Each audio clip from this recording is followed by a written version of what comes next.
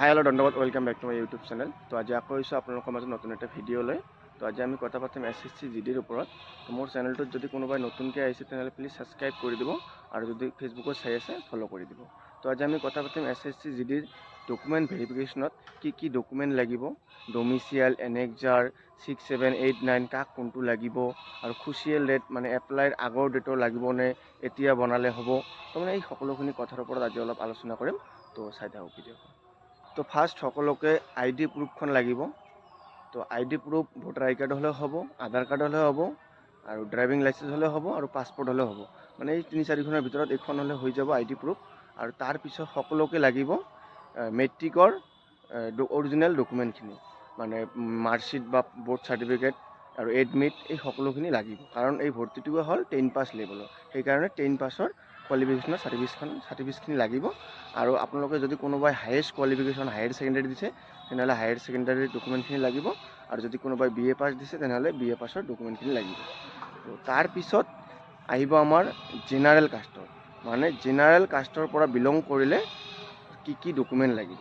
তো জেনাৰেল কাষ্টৰ পৰা বিলং কৰিলে এইখিনিতো লাগিবই, ID প্ৰুফ আৰু কোৱালিফিকেশ্যনৰ চাৰ্টিফিকেট।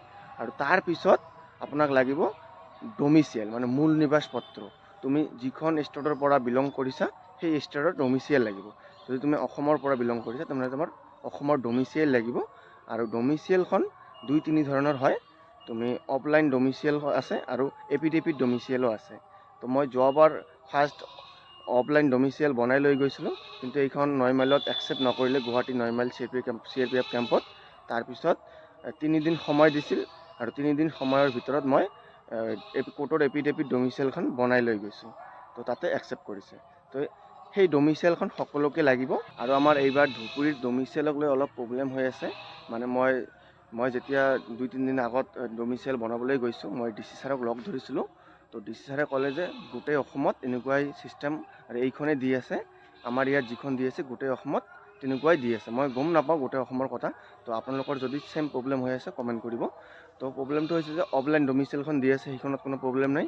কিন্তু যোৱাবাৰ যিখন মই মানে কোৰ্টৰ এপিডেপিড ডমিচিয়েল বনাইছিলোঁ, তাৰ ওপৰৰ পৃষ্ঠাখনত মানে দলিলখনত এপিডেপিড লিখাৰ লগতে PRC/ডমিচিয়েল লিখা আছিল। কিন্তু এইবাৰ যদি এপিডেপিডখনত যদি আমি ওপৰতে PRC বা ডমিচিয়েল অব্লিক দি লিখি দিওঁ তেনেহ'লে মেজিষ্ট্ৰেটে চাইন নকৰে। তো সেইটোৱেই প্ৰব্লেম, যে পিছফালে আৰু এখন পেজ থাকে দলিলৰ, সেই পেজত ডমিচিয়েল বুলি লিখা থাকিলে প্ৰব্লেম নাই। কিন্তু ওপৰৰ পৃষ্ঠাডালত আমি ডমিচিয়েল লিখিলে মেজিষ্ট্ৰেটে চাইন নকৰে। তো সেইটোৱে আৰু ধুবুৰীৰ প্ৰব্লেম এইটো হৈ আছে। কিন্তু এইখন ওপৰত ডমিচিয়েল বা PRC লিখা নাথাকিলে, আৰু মেডিকেলত বা এইখিনি একচেপ্ট কৰে নাই সেইখিনি নাজানো। তো তথাপিও আমাৰ ধুবুৰীৰ ষ্টুডেণ্টখিনি সকলোৱে বনাই আছে তেনেকুৱাই, ওপৰত ডমিচিয়েল বা PRC নাই, এনে এপিডেপিড লিখা আছে আৰু পিছফালে ডমিচিয়েল লিখা আছে। তো সেইখনো বনাই আছে আৰু অফলাইনখনো বনাই আছে। তো ময়ো অফলাইনখন বনাবলৈ দি আহিছোঁ, আৰু এই কোৰ্টৰ এপিডেপিডখন সেইদিনা বনোৱা নাই, আৰু এদিন যাম সেইদিন বনাম। তো এইখিনি আছিল আমাৰ ধুবুৰীৰ ডমিচিয়েলৰ প্ৰব্লেম। তো আপোনালোকৰ ফালে কোৰ্টৰ এপিডেপিডখনৰ লগতে PRC ডমিচিয়েল ওপৰত লিখা দি আছে নে সেইটো কমেণ্ট কৰি জনাব। আৰু যদি কোনোবাৰ হাইট চেষ্টৰ ৰিলেক্সেশ্যন লাগে, মানে এটি ডমিচিয়েলৰ কাহিনীখিনি গ'ল, এতিয়া মই বেলেগ এখন ডকুমেণ্টৰ কথা কৈ আছোঁ। হাইট চেষ্ট মানে আমাৰ SSC GDত নৰ্মালি 170 হাইট লাগে। যদি মানে জেনেৰেল কাষ্টৰ পৰা বিলং কৰা 170 লাগিব। আৰু যদি তুমি নৰ্থ ইষ্টৰ ৰিলেক্সেশ্যন ল'ব বিচাৰা তেনেহ'লে তোমাক 165 হ'লেও হৈ যাব। কিন্তু 165ত যদি তুমি ল'ব বিচৰা ৰিলেক্সেশ্যনটো তেনেহ'লে তোমাৰ এনেক্সাৰ 9 লাগিব। এইখন চাৰ্কুলাৰ পৰা ওলালেও হয় আৰু কোৰ্টৰ পৰা ওলালেও হয়। তো সেইখন লাগিব এনেক্সাৰ 9। তো জেনেৰেল কাষ্টৰ পৰা বিলং কৰিলে ডমিচিয়েল আৰু এনেক্সাৰ 9 হ'লে হৈ যায়। তো এতিয়া যদি কোনোবাই ST SCত বিলং কৰে তেনেহ'লে ST SCৰ কাৰণে কি লাগিব। তো ST SCৰ কাৰণে ছেম ID প্ৰুফ লাগিব, কোৱালিফিকেশ্যনৰ চাৰ্টিফিকেট লাগিব, আৰু ST SCৰ কাৰণে কাষ্ট চাৰ্টিফিকেট লাগিব, চেণ্ট্ৰেল কাষ্ট চাৰ্টিফিকেট। সেইখন হ'ল এনেক্সাৰ 6 লাগিব। তো ST SCৰ কাৰণে এনেক্সাৰ 6 লাগিব কম্পালচাৰী। আৰু যদি কোনোবাই ST SCৰ পৰা বিলং কৰি আছে কিন্তু এনেক্সাৰ 6 দিব পৰা নাই তেনেহ'লে তেওঁক জেনেৰেলত সোমাই দিব, যদি 23 বছৰৰ ভিতৰত থাকে। আৰু আমাৰ OBCৰ কাৰণে এনেক্সাৰ 7 লাগিব, আৰু তাৰ লগতে NCL লাগিব। মানে NCLটো কম্পালচাৰী, কাৰণ NCL নহ'লে তোমাক এনেক্সাৰ 7 নিদিব কোৰ্টৰ পৰাই। তো সেইকাৰণে NCL লাগিব, লগতে NXR 7 লাগিব OBC, আৰু EWSক NXR 8 লাগিব, আৰু আমাৰ হাইট চেষ্টৰ কাৰণে NXR 9। এইখিনি আছিল আমাৰ ডকুমেণ্ট। ST/SCৰ কাৰণে NXR 6, OBCৰ কাৰণে NXR 7, আৰু EWSৰ কাৰণে NXR 8। আৰু নৰ্থ ইষ্টৰ কাৰণে আমি অসম যিমানখিনি নৰ্থ ইষ্টত ষ্টেট আছে এই সকলোখিনিৰ বাবে ৰিলেক্সেশ্যন আছে হাইট চেষ্টত ৰিলেক্সেশ্যন ল'বলৈ গ'লে তোমাৰ NXR 9 লাগিব। এইখিনি আছিল আমাৰ ডকুমেণ্ট। কিন্তু এতিয়া আমি অলপ আলোচনা কৰিম ক্ৰুচিয়েল ডেটৰ ওপৰত, মানে এপ্লাইৰ আগৰ ডেটৰ লাগিব ডকুমেণ্টখিনি, সেই কথাৰ ওপৰত অলপ আলোচনা কৰিম।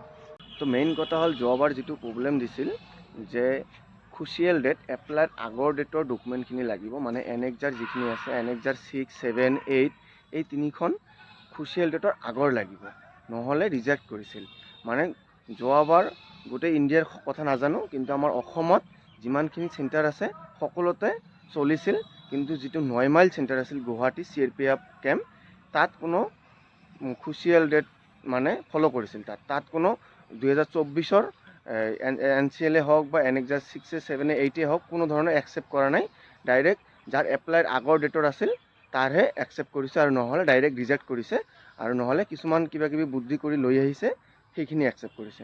মানে ডাইৰেক্ট ৰিক্ৰুটমেণ্ট হিচাপত ফ'ল' কৰিছে যোৱাবাৰ 9 মাইলত। কিন্তু এইবাৰ ফ'ল' কৰিব নে নাই সেইটো কোনেও নাজানে, এতিয়া টেনশ্যন লৈ লাভ নাই। কিন্তু যদি ফ'ল' কৰে বহুতৰে প্ৰব্লেম হ'ব, বহুত এইটো বেয়া লগা কথা। কাৰণ যাৰ এতিয়া 24, 25, 26 বছৰ ৰানিং চলি আছে OBCৰখিনি, আৰু ST/SCৰখিনি 27, 28 বছৰ ৰানিং চলি আছে, কিন্তু মানে 23 বছৰ পাৰ হৈ গৈছে, সিহঁতে যদি ক্ৰুচিয়েল ডেটৰ আগৰ ডকুমেণ্ট দিব নোৱাৰে, মানে এতিয়া যেমন 24 চলি আছে, 25 চলি আছে, আৰু নৱেম্বৰৰ 14 তাৰিখ লাষ্ট আছিল নেকি, অক্টোবৰ না নৱেম্বৰৰ লাষ্ট আছিল, সেই এপ্লাইৰ আগৰ ডেটৰ লাগিব। যদি দিব নোৱাৰে তেনেহ'লে তেওঁলোকক ৰিজেক্ট কৰিব, যদি 23 বছৰৰ পাৰ হৈ যায়। আৰু যদি 23ৰ ভিতৰত আছে তেনেহ'লে জেনেৰেলত সোমাই দিব, আৰু যদি 23 পাৰ হৈ গৈছে তেনেহ'লে ৰিজেক্ট কৰি দিব। এইটো বহুত ডাঙৰ বেয়া লগা কথা, কাৰণ ইমান কষ্ট কৰাৰ পিছত কিছুমানে নতুন, যেনেকুৱা মোৰে কিছুমান ফ্ৰেণ্ড আছে ছেম বয়সৰ, 25, 26 চলি আছে, তেওঁলোকে এইবাৰ প্ৰথম মানে SSC GDত ভাল নম্বৰ পাইছে, এতিয়া ডকুমেণ্ট বনাই আছে। কিন্তু তেওঁলোকৰ কি হ'ব মই এতিয়াও কোৱা নাই, কিন্তু তেওঁলোকে চালে বেয়াই পাব, যে যদি মোৰ ভিডিঅ'খন চালে সিহঁতে গম পাব মই কি কৈ আছোঁ। মানে তেওঁলোকে যদি এই ডকুমেণ্টখিনি একচেপ্ট নকৰে তেনেহ'লে সিহঁতে ভাবি আছে জেনেৰেলত সোমাই দিব, কিন্তু নহয়, একদম ডাইৰেক্ট ওলাইয়ে দিব। কাৰণ জেনেৰেলৰ বয়স 23 লৈকে, আৰু আমাৰ 23 পাৰ হৈ গৈছে। তো সেইটোৱে আৰু এইটো বেয়া লগা কথা। কিন্তু কি হয় এইটো আগতে টেনশ্যন কৰি লাভ নাই, কাৰণ যেতিয়া ডকুমেণ্ট ভেৰিফিকেশ্যন হ'ব তেতিয়া মানে অফিচাৰজনৰ মনৰ কথা, ল'লে ল'ব পাৰে, ওলাই দিলে ওলাই দিব পাৰে, সেইটোৱে আৰু যদি তথাপিও যদি কিবা কাৰণত ওলাই দিয়ে তেতিয়া মোক অলপ কণ্টেক্ট কৰিব, কাৰণ এটা পদ্ধতি আছে। মই যোৱাবাৰ তেনেকুৱাই চিষ্টেমকৈ লৈ গৈছোঁ, যদি এইবাৰো পাৰা লৈ যাব আপোনালোকে। তো সেইখিনিয়ে আছিলে এটা সৰু ভিডিঅ'।